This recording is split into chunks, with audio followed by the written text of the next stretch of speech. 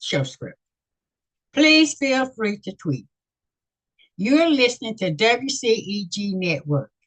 We are the worldwide community empowerment group where we speak life into the community. Log on to www.w capital lowercase ceg capital T ALK radio.com. Watch us live on your smart TV, on the Roku cable channel, YouTube, Facebook, and LinkedIn. I'm Ernestine D. Pittman, host of Take a Stand for the Next Hour. Subscribe free to our YouTube channel, WCEG Network. Like us on Facebook, Instagram, and X, formerly Twitter. Connect with us on LinkedIn, Fanbase, Blue Sky, and Threads. Download our free WCEG mobile apps. Alexa, play WCEG Talk Radio. Listen to WCEG on any of our 12 podcast distribution platforms. Last but not least, welcome to our show. All right, let's get ready for today's show. Take a stand. I'm going to be talking about corrupt government and emancipation. But first, let's speak about Juneteenth. You just had Juneteenth celebration last week and the week before that. When the slaves heard that they were free, the war was over, and the Emancipation Proclamation had been signed, they did not go out there and start jumping for joy and having barbecue and music. Those things they did not have, and they were not expecting them. What they did get and what meant something to them was liberation, release, and deliverance. Now they were citizens of the United States of America. They had all the rights that everybody else in the country had, whether they were enforced or not. That is true today. Every resident in the United States has the same right as every other resident. Now let's look at your local government. What rights do you have there or don't have that would allow you not to become an active participant, not to demand of your mayor and council those things that are important to you, that are allowed by the government? What does emancipation mean? It means that residents have the choice to participate in their government. Residents should demand to be treated with respect and dignity, not slaves. The government exists to serve you, the residents. How can you actively participate in your government? That's a two-way street. You have to show respect and dignity at all times when you are talking to your elected officials. Read, listen, and discuss. Do you know the laws in your charter? Do you know your ordinances? Are you familiar with any policy? These are your rights. These are the laws under which your local government governs. You help to make the laws. When you use your voice and know your rights, then you can tell your elected officials what you want. And you will be able to work with your elected officials to create or extend programs that you want. In order to do that, you need to know what your community is about. What's lacking in your community? What would you like to see done in your community that the government ought to be responsible for? Well, attend council meetings. There you will meet other residents. Talk to them. Find out what is going on in their areas and not just in your area. Attend monthly budget meetings Well, if you live here in East Point, that is no such thing as budget meetings. We have not had a chairperson out of the three council members and a resident to meet and discuss the budget and go through with it to make sure that our money is being spent like it is supposed to be spent. That is on the council, and that is on you. You have every right to have access to how your money is being spent monthly according to the charter. You have every right to demand of your mayor and council that they appoint a chairperson, have budget meetings that's open to the public, and you listen and find out how much money is coming in, what it is being spent on. Then you can decide whether or not you need and other residents need to get together and demand answers from the council. Look for items in the budget that make no or very limited impact on the needs of the city or residents and propose better uses of those funds. Well, if you can't get the attention of mayor and council by talking to them, if they don't answer the phone, if they don't answer your emails, which is likely here at East Point, then protest. I have been a council member as well as a mayor in East Point.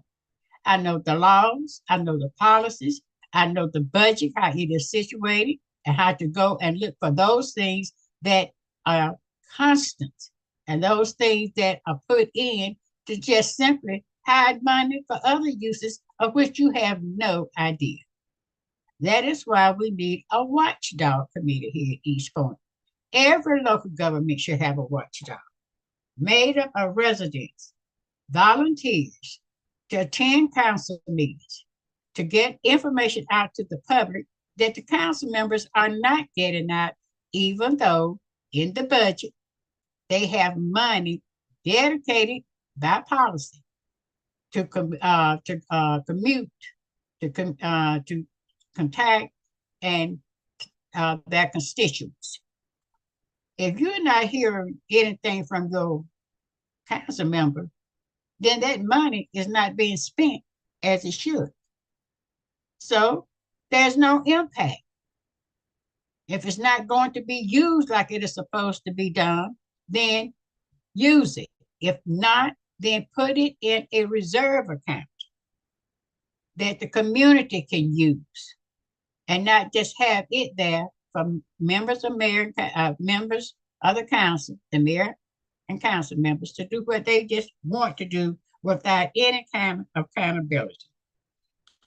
Now let's define corruption in local governments. Misuse of public funds and physical resources. That's corruption. They are not following the laws that they expect you to follow and that are outlined and published and formally signed and voted on by mayor and council. They are not above the law. Therefore, they should be following them and being made accountable to the residents when they don't. Now, residents, you have a duty not to go up to a council meeting haranguing or trying to harass or embarrass council members by something you think you know that they don't. Your duty is to inform, become informed, so you can inform others about what is going on and why it is an abuse of power, why it is a corrupt item. Mostly, the same people will come to council meetings. I was completely astounded at a budget committee, a budget council meeting, what the budget was supposed to be adopted.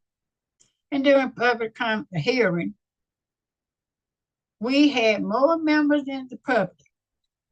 And I was surprised by the age group to come up there and talk about Wind Down Wednesday. They did not say a word about the 80-year-old resident and his stormwater problem. They did not say a word about residents whose utilities have been cut off. They did not say a word about trying to find help and all for assistance for code enforcement and housing code enforcement violations. They did not say a word or even propose any use of over $2 million in the budget that rightly could be used in the community. There are things that I am going to discuss in a few seconds about what monies in the budget that do not impact,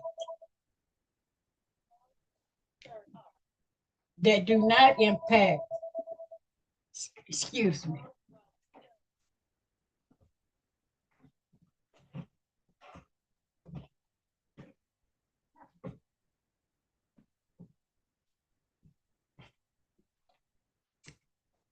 I'm back and I apologize. I am so sorry that that happened.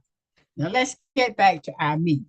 Let's get back to how the councils fail you and how you fail yourselves.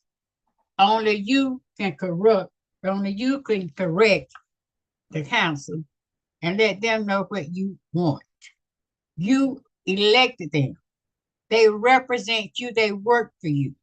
You are responsible for them sitting up there.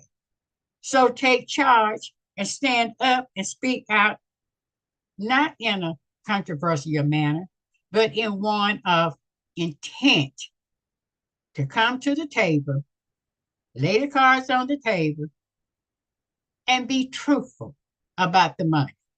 Be truthful about the programs. And you listen, read, discuss, and be prepared to compromise if it comes to that. You're not going to get everything you want anytime. If you're lucky enough to get most of what you want, then that's more than not having anything. So let's look to see how the mayor and council corrupt local governments by not doing those things that they are supposed to do according to their own law. When you fail to include residents' concerns and communities' amenities in a budget, that is one of your duties and main responsibilities that a mayor and council are supposed to do. Using public funds to impact common needs within the community. That too is something that you're supposed to do.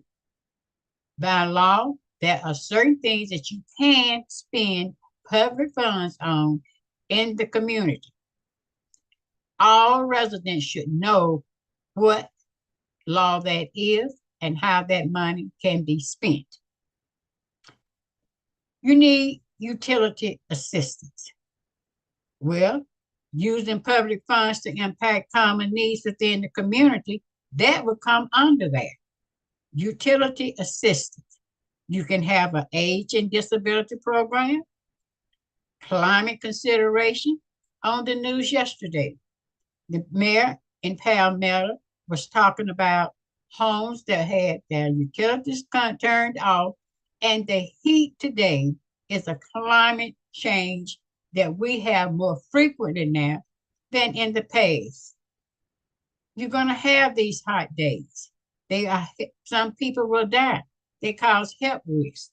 Well, do you have a plan here in East Point where you own your own utilities, where it is set up that you can collect a reserve as of 2013 of at least $5 million a year? And since then, the number of businesses and residents have grown. So now that should have at least gotten up to $7 million a year in reserves. That money is paid by residents for utilities. Any surplus there can be transferred to programs that mayor and council vote on that will help the residents. Late payment arrangement. Not every person who has his or her utility turned off can afford a $60 reconnection fee in addition to a late fee of the bill that they had just received. Sometimes they will need assistance. We need to look into that. A task force needs to be set up. Better still, the Municipal Utilities Commission needs to be created by ordinance. It is in the charter, never been created by ordinance to exist. And it was put there so that residents could, on the commission, make recommendations to mayor and council about those things that concern the residents in the city and how they too can enjoy some of the perks of that $5 million. It's probably 7 million or more now. That's why you need to know what is happening in your government. Tree removal. In East Point, in certain areas, including where I live, trees fall all the time on power lines. Then we are without power. A crew has to come in sometime outside of East Point. Georgia Power will work and send in a crew to help. You have to have overtime pay for workers. If those trees were removed, that truly would cause a problem to property, to residents who lived in that area. It is worth it. That would be a one-time payment cost. We wait for the tree to fall, branches falling down from that tree, and the residents don't have the money. So what are you going to do? You can cut it down, or you cannot cut it down. You can tell the resident you need to cut it down. If they needed to, they would have by now. So that tells you they don't have the money. Let's get real about the people that live here in East Point and the money that we have circulated here in East Point and in other governments as well. You can also use surplus money in reserves for rental assistance programs. There are other cities in which they have targeted certain groups and allowed them to have extra finances by the city for a year, and they're enlarging the program up to an amount that the city can afford. Maybe it's the $500 a month. Maybe it is $1,000 a month. It is up to you to decide what is happening in your community and how any extra money that is not going to impact the entire city, residents in the city, in certain areas in the city where there is a need. That is your duty and responsibility. Point it out to council members. If you don't, then they won't know what's going on. Another use is the use of public facilities. Here in East Point, you only have one recreation center that you can go, that all the residents will have access to go to and do what if they all signed up for whatever. It's not, the capacity is too small. And in other words, we need a recreation center in East Point. But until we get one, why can't we use other buildings in the city that would accommodate most of our needs by either leasing or purchasing? Park Lane School, Fulton County Board of Education said they are closing. That school is in a great location and could be leased or purchased by the city, especially when Fulton County gets its utilities from the city. There would be enough money to pay the lease. And if they wanted to purchase it, then get with the county and find out what is needed. Then let the residents know. If the residents say, okay, we'll spend a penny more in taxes to lease the building or to purchase it. But the building already belongs to the residents in Fulton County, and that is since East Point is in Fulton County and pays Fulton County school taxes, that building belongs to us already. We just want to keep having the use of it and be responsible for the maintenance and upkeep of it. That would be a great site, and it would be would be a needed addition that the city and the county, both Fulton County Board of Education, could keep up and not become an eyesore in the city. Another thing we need is code enforcement housing assistance. There are so many homes in East Point that need a roof, need new indoor plumbing, air conditioning, water and sewer lines, flooring, doors. The people don't have the money, but those are needs. The city used to get community grants from the federal government by way of Fulton County, CDBG, Community Development Block Grants. It would cover all of those things for code enforcement housing. Surely we can find in the budget enough loose millions or hundreds of thousands of dollars that can go to start addressing that. Everything can't be done in one day or 1 year, but you can begin and put in place a policy. All right. What if they say, okay, Pittman, you have all these ideas. Do you know of a source in the budget where we can get enough money to even start one of these? I know, and every resident in the city should know, and that includes mayor and council.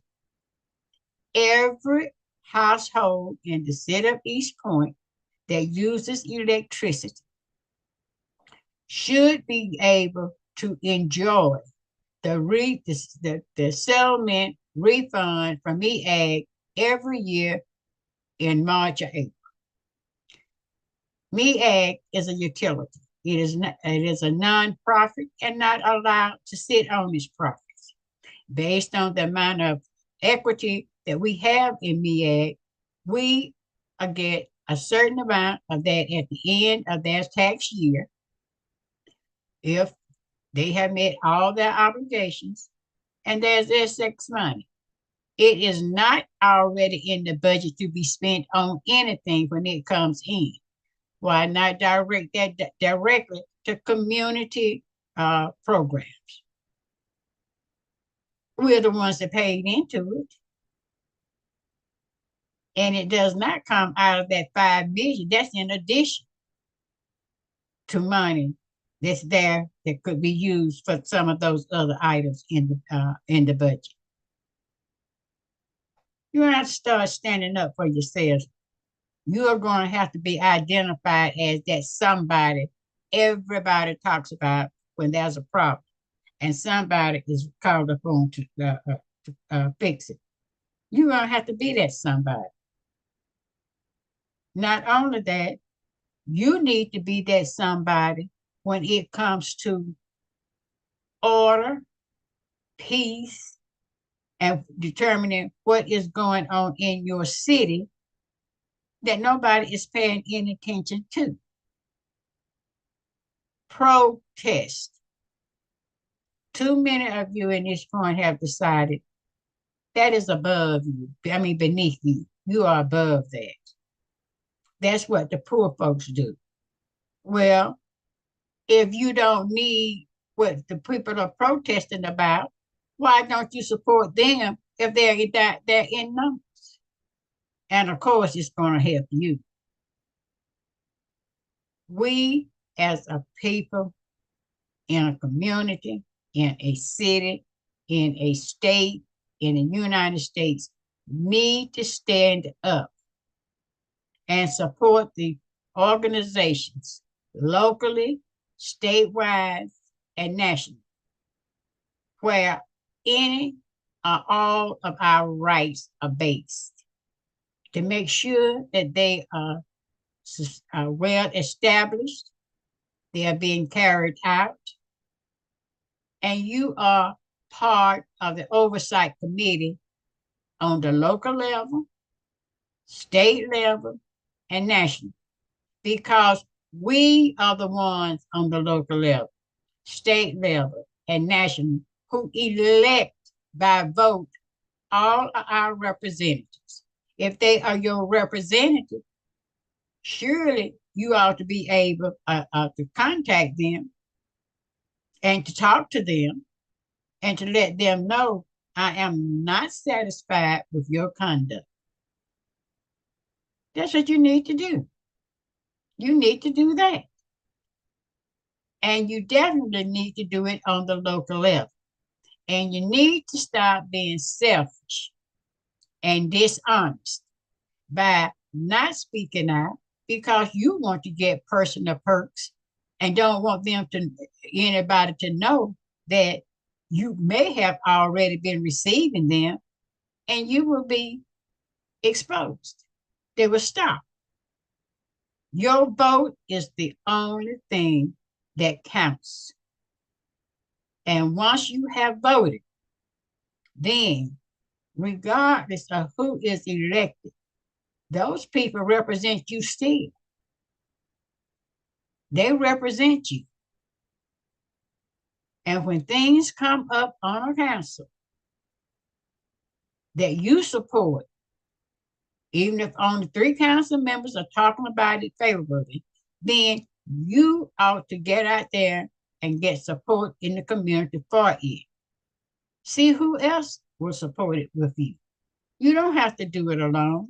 You're not asked to do it alone. But you are asked to do what you can.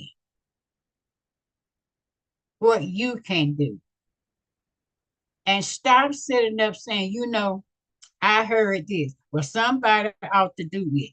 I will give my entire monthly pension and Social Security check to anybody who can bring that somebody face it in the public. There's not one somebody, it's millions, and all of us that exist are the somebodies. And we need to start dealing with our problems and stop waiting for somebody else. If you can't walk, you can use a telephone or you can email. You have access to one of those two. You can look at videos, podcasts. Looking at this one, it's 7 days a week. And there are people who come on here just like me in the community who want to have an honest conversation with you. But that is not going to happen if it's one-sided and dishonest. Just because your mayor and council are not enforcing the laws on the books when it comes to their conduct does not make them monsters.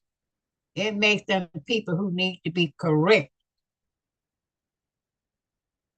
And that is a way to do that. Not criminally, but civilly. And that is a writ of mandamus that the state allows any person, any resident, to file a suit against any municipal government or county government, elected officials who are not enforcing the rules on the books, the laws. If the state says you have to have a budget, and that means the residents have to have access to that budget. Well, in our charter that has been approved by the state legislature and signed into law, there's a section in it that describes what and how the city must act in getting our budget information. There has to be in a public organ, media organ that the city voted on at their first council meeting, where all information public that said by the state says it has to be published, it's published there.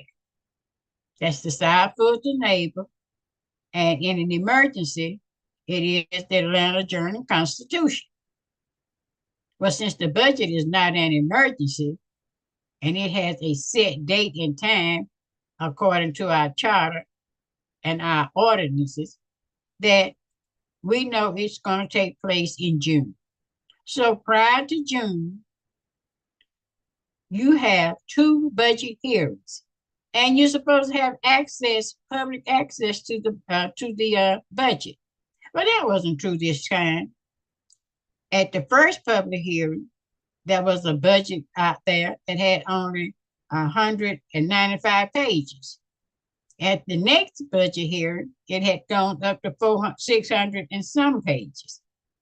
Now, you and I both know, and I hope that applies to a whole lot of eyes out there. We know that the residents had no access to a budget that jumped from 195 to 600 something.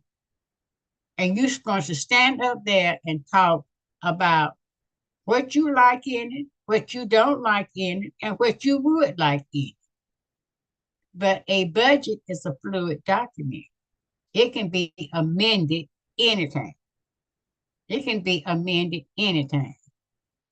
However, that too is up to mayor and council. And whatever is up to mayor and council is controlled by you. Your vote, your discussions, your getting with other residents, your protesting, and even filing a lawsuit against the mayor and council if they are not abiding by their own laws. That's the federal constitution, state constitution, and the East Point Charter, ordinances, policies, resolutions. Now, they have not been abiding by it. And since they have not been abiding by it, they have taken a lot of money that you should have access to cover some of those things that I have spoken about today. Utility assistance based on age and disability program, climate consideration, late payment arrangement, tree removals, rental assistance programs, use of public facilities, leasing or purchasing local physical facilities, code enforcement, housing assistance. If any of those items appeal to you, it would help to resolve a problem in your community, in your city, then get together or go to the council, mayor and council, and talk to them about it. You have 5 people that represent you. Every resident in the city votes for 5 people to represent them. The mayor and 4 at-large candidates. Then you have a local ward person, which makes 6. And you only need 5 to pass an amendment or to create an ordinance or a policy for any of the programs that I mentioned. So stop sitting, rubbing your head, scratching your head, looking for that somebody that you sitting there doing all of those things to. Get with others. And you don't say it when I say others. I don't mean 10, 15, 20, 30 people. 7 people is a good number. And get it help from across the city. Talk to people outside of your street, your community. And as sad as it is, too many of us in East Point do not know our neighbor, and it is not because they're renting and coming in and out. We need to do better. Homeowners associations, you need to do better. Neighborhood associations, you need to do better. We all need to do better. We need to come together, have listening sessions, bring in someone to talk about our chart, our policies, our ordinance to us. Mayor and council should have done that long ago. When I became mayor in 2010, one of the first things we did as a mayor and council was to hire an outside attorney to go over the charter with us, even though many of us who were council members had been council members over the years could benefit from it. We did. And I can say this, at the time that I served as mayor, and even as a council member, the council members were knowledgeable about the laws, the ordinance, and the policies. Point of order became the byword. If you got off course, if you brought something up that was not in our one about to be discussed, then point of order got us back on track. Even at that, we still did not enforce all the laws on the books that really would have helped the community more. We did not fulfill in the charter that was revised in 2006 and created a municipal utility commission. Even while I was a council member and mayor, I could not get 5 votes to set that commission up because the folks on the council didn't want it. And you know why? They wanted to have more access to that reserve money that was coming in from the electric utility than helping residents do what they needed to do on programs and all that they may have thought of. Today, over 15 years later, 2006, it's going to be 2026. That will be 20 years after we revised our charter. We still don't have that commission in place. 10 years, and this year makes the 11th year, we still do not have the stormwater utility set up and being implemented according to its provisions. We don't. And why is that? Because the people in East Point don't care. If it's not my problem, it's your problem. Well, any problem in the city of East Point that a resident has that has any kind of value, whether it's for their health, personal, their home, which has an assessment and going to affect your taxes up or down, the health, welfare, and well-being of all the residents in East Point should be of utmost importance to every resident. Our safety, we need a good good policemen and public service workers. We need a good fire department. Once we have that, we need to have good people in place at City Hall and on the council who are listening to us. We deserve more than one recreation center that East Point did not build and the county did. What does that say about us as a government? We can throw away money on this, that, and the other. People come in from out of the city. Residents that in the city, some of them, because the events are too small for even to have a good number of the residents present. But you're spending almost $1 million. It does not make sense. Have it, but do it the right way and according to our laws.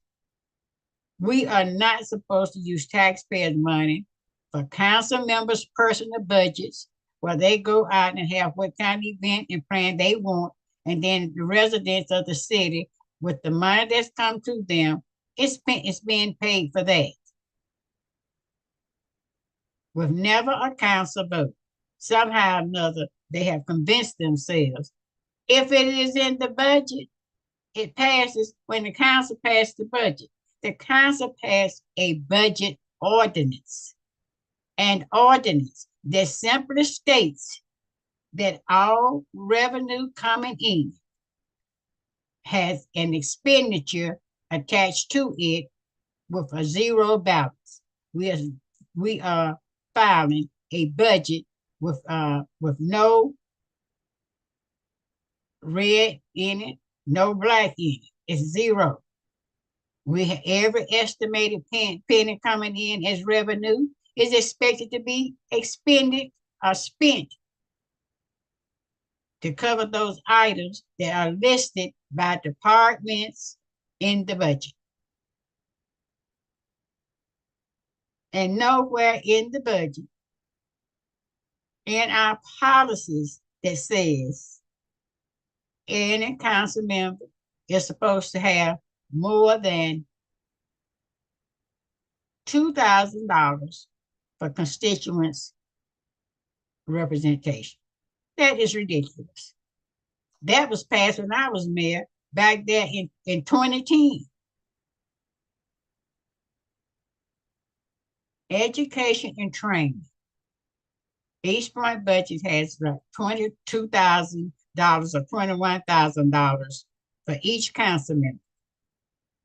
With Zoom and all the access that you have, why can't you have some of those meetings instead of getting on an airplane, going to a hotel to talk about what?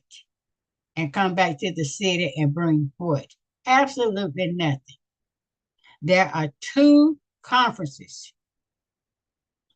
that's in the charter, National League of Cities and Georgia Municipal Association, that the city pays for as part of your training and education. Courses are provided by GMA that you can take to help you to understand governing if you need to. You can take those online. So what are you spending the $22,000 for? To go to Savannah and then whatever city the National League of Cities has their meeting. Now you trot off to Washington. Who in the world in his or her right mind think that you're going to get anything out of that Congress? But you go to Washington to lobby who? You can lobby those same representatives and senators here in Georgia, in Atlanta. They have an office. But your vacation, you like that. And that's what you go up there for, because you bring absolutely nothing back. We had hired a person, a consultant, to determine how well spent was the money that we had paid lobbyists to represent us in DC over a certain period of time. The assessment came back that the city could have done what they did for $25,000. We had spent hundreds of thousands of dollars. All we had to do was to keep reminding our representatives and senators when they were in power, when something came up and they could get cooperation from across the aisle to do so. That does not mean we don't participate in our national government because we don't fly to DC. It means that we have more power, letting the person in DC know that all these folks back home that voted and sent you there are not pleased with what you do. And if enough of us get out there and show them, they will stand up and do right. Right now, the protests across this country are the reason why convicted President Trump has made a lot of the decisions that he had gone to change a lot of the decisions that he impromptu made that didn't make sense in the first place. Don't forget that beautiful bill of his, taking money out of school, taking money from SNAP, reducing SNAP. How in the world can you reduce food stamps going to poor families, but you have no problem spending $47 million on a parade in DC that was poorly attended? Where is the hue and cry about that waste?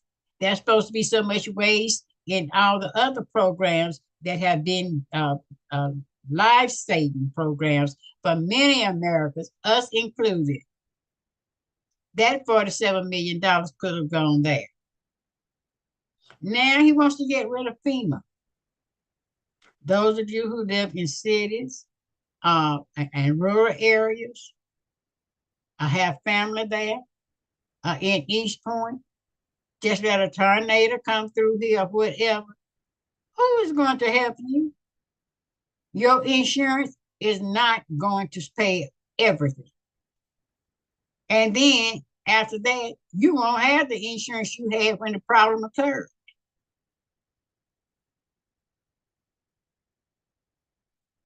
We need to learn how to take care of ourselves. And that means learning the laws under which we live and holding those people accountable who are in a position to enforce them. And by being made accountable does not mean going up to the microphone to curse them out, going up to the microphone to talk about their families, going up to the microphone to pass on he said, she said. It is going to the microphone, asking questions about specific items in our law that you know being affected, impact, negative. It also means proposing. It also means letting the council know you are pleased with what they are trying to do. And that with more input and explanation to the public, the other residents in the city, it can be made better. They support what is out there. But you need, on mayor and council, they need to talk to the residents of this city who elected them. That is who they are answerable to. Likewise, on the state level, you have some great surprises coming your way, residents of East Point, because of the changes proposed in executive orders by convicted President Trump. Those things are going to come down to us. You're going to lose a lot because you know here in the state of Georgia, extra money is not going to come up to try to make up for the deficit of funding lunch, free lunch, and free breakfast to those children who need it. Where are we going to go to get the money to get it? That hungry child is my child, is your child. Because if we don't do right by that child growing up, he's going to do wrong when he gets grown. And then we may be gone as a result of having a child growing into a man that's committing criminal violence in our community. We see it every day. Children shooting, being killed all across this state of all races. Whatever it is, we've got to do better. We have to become more active in our communities. We are responsible for every child in our community, whether it's our child or someone else. That child is a child in our community.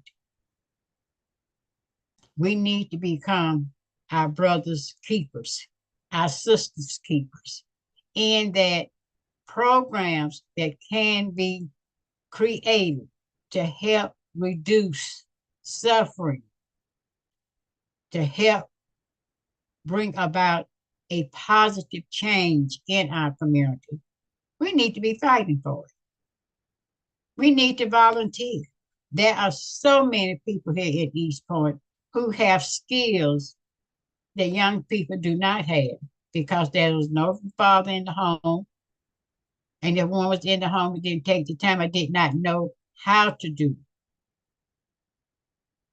We need to step up, women and men. It takes two and a village to raise those two. And that's what we need to do. But we need to follow the money. Money talks. And where your money, that's your money. And where your money goes, your mouth goes. You want to know what happened to the money. Where is the money? You have a right to know. And they have an obligation to tell you. And when they don't, for whatever reason, there's a law in the state of Georgia that says, file a writ of mandamus in court for any elected officials, a group of them, who are not fulfilling and enforcing their laws on the book. And that's what we need to do. I sent out a newsletter stating that, and I will be sending out more information this week about that. I am not going to stop asking, and you can just plain old forget if you think that Ernestine D. Pittman is going into her pocket and pay for an attorney this time for the residents of the city of East Point. This is about you. You want relief, then you start doing something about it. Together we will, separate we won't. I will work with anyone who wants to start a watch group, a watchdog group, if you call it that, to let the residents know what is going on with the mayor and council and other residents in the city, and how we can best work together to make sure that our mayor and council are focused positively on the residents of the city of East Point. Thank you, and I look forward to seeing you on the second Tuesday in July and the fourth Tuesday in July. Don't forget, WCEG Network is a community network podcast. Thank you and good evening.